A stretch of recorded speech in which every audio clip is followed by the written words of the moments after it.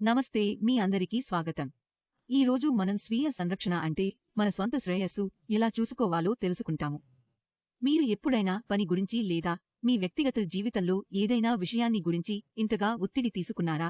మీ నిద్ర పూర్తిగా లేకుండా, సమయానికి భోజనం చేయలేకపోతున్నారా? లేదా ఫోన్లో ఎక్కువ సమయం గడుపుతున్నారా? అయితే మీరు స్వీయ సంరక్షణ గురించి తెలుసుకోవాలి. ఇది అవసరం.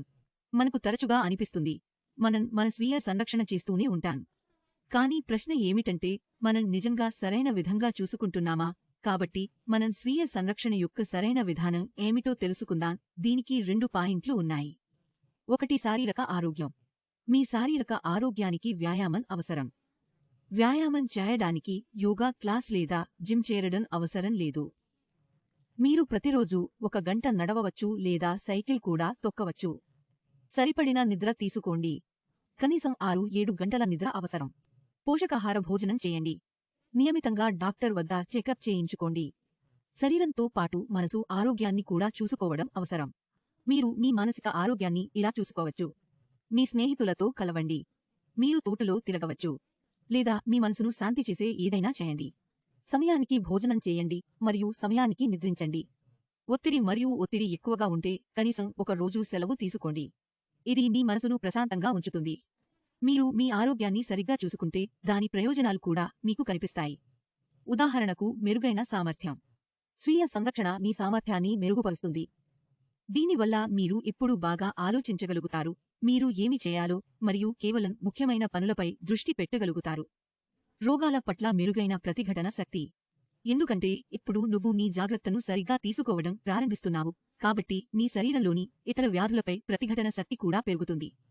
అంటే మీరు ఎప్పుడు తక్కువగా అనారోగ్యంగా ఉంటారు. ఇప్పుడు మీకు ముందుగా జలుబు, దగ్గు, జ్వరం, కడుపు నొప్పి వంటి సాధారణ సమస్యలు త్వరగా రాకపోవు. ఆత్మగౌరవం పెరుగుతుంది. కొన్ని విషయాలు ఉంటాయి, మనం కోరుకోకుండా కూడా చేస్తాము. ఉదాహరణకు, మీ స్నేహితుడు మీ పని కోసం మీ సహాయం కోరుకుంటే, ఆమె స్నేహితురాలు, అందుకే నేను అవును అంటాను, కానీ నీకు ముందే చాలా పని ఉంది. ఆ కారణంగా మీరు ఒత్తిడిని అనుభవిస్తారు. అయితే ప్రేమతో కూడా చెప్పవచ్చు మరియు వారికి మీరు ముందే చాలా పని ఉందని అర్థం చేసుకోవచ్చు మరియు క్షమించవచ్చు. మరియు ఆమె మీ స్నేహితురాలు కాబట్టి ఆమె మీను తప్పకుండా అర్థం చేసుకుంటుంది. మరియు ఈ కారణంగా మీరు మీ పనిని బాగా చేస్తారు మరియు మీకు ఒత్తిడి ఉండదు. మరియు పని బాగా జరిగితే మీకు శ్రేయస్సు కూడా లభిస్తుంది. ఇలా నీ ఆత్మగౌరవం పెరుగుతుంది. తనను బాగా తెలుసుకో.